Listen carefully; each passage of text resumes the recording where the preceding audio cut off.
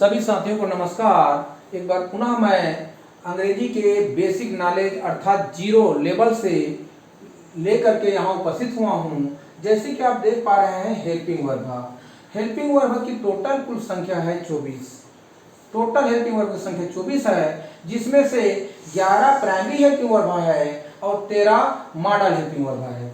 11 primary helping verb और 13 model helping verb. इस प्रकार से कुल हेल्पिंग वर्ब की संख्या 24 है और 11 प्राइमरी हेल्पिंग वर्ब में से बी के 5 फॉर्म हैं, डू के 3 फॉर्म हैं, हैव के 3 फॉर्म हैं। इस प्रकार से प्राइमरी हेल्पिंग वर्ब की संख्या 11 है और मॉडल हेल्पिंग वर्ब की संख्या में 13 में आप देखेंगे can, could, shall, should, may, might, will, would, ought to, used to, need, must, dare। इस प्रकार से इनकी संख्या 13 है। साथियों, यहाँ पर सबसे गौर करने वाली बातें यह है, दोनों के बीच में अंतर प्राइमरी हेल्पिंग वर्ब के साथ सब्जेक्ट के अनुसार, कर्ता के अनुसार अलग अलग हेल्पिंग वर्ब का प्रयोग किया जाता है। अर्थात एक वचन हेल्पिंग वर्ब के साथ एक वचन सब्जेक्ट और बहुवचन हेल्पिंग वर्ब के साथ बहुवचन सब्जेक्ट का प्रयोग किया जाता है। लेकिन मॉडल हेल्पिंग वर्ब में ऐसे कोई बात नहीं है। मॉडल हेल्पिंग वर्ब में चाहे सब्जेक्ट कर्ता एक वचन हो या बहुवचन हो, सभी के साथ हम उसी का उपयोग करते हैं। कैन का, कुड का, शैल का, शुड का, मे का, माइट का, जितना भी हेल्पिंग वर्ब है सभी के साथ एक वचन हो या फिर बहुवचन सब्जेक्ट हो, सबके साथ हम उसका प्रयोग करते हैं। साथ ही साथ दूसरी अंतर, यहाँ पर जो मॉडल हेल्पिंग वर्ब के साथ में हमेशा क्रिया का पहला रूप ही लगता है। जैसे मैं गो कहूं तो गो सबके साथ लगेगा, सबके साथ केवल क्रिया का पहला रूप। ईट कहूं तो ईट सबके साथ लगेगा, रन कहूं तो रन, प्ले कहूं तो प्ले। अर्थात सब्जेक्ट कुछ भी रहे, जैसे I can go, I could go, I shall go, I should go, I may go, I might go, I will go, I would go. तो इस प्रकार से चाहे सब्जेक्ट यू रहे, ही रहे, सी रहे, आई रहे, दे रहे, वी रहे, कुछ भी रहे, सबके साथ ये हेल्पिंग वर्ब लगेगा और सभी के साथ क्रिया का पहला रूप ही लगेगा।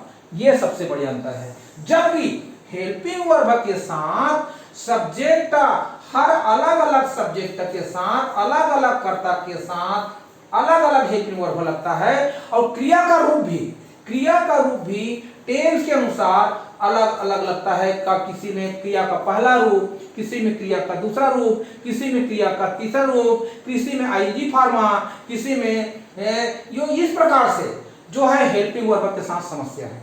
अब आइए देखिए साथियों, बी के फॉर्मा इज, आर, एम का प्रयोग प्रेजेंट कंटिन्यूअस टेंस में करते हैं। वाज वर्ब का प्रयोग पास्ट कंटिन्यूअस टेंस में करते हैं और फ्यूचर कंटिन्यूअस में विल और शैल के साथ ये विल जुड़ जाता है। अर्थात विल बी, शैल बी का प्रयोग करते हैं। अब उसके बाद आगे चलते हैं।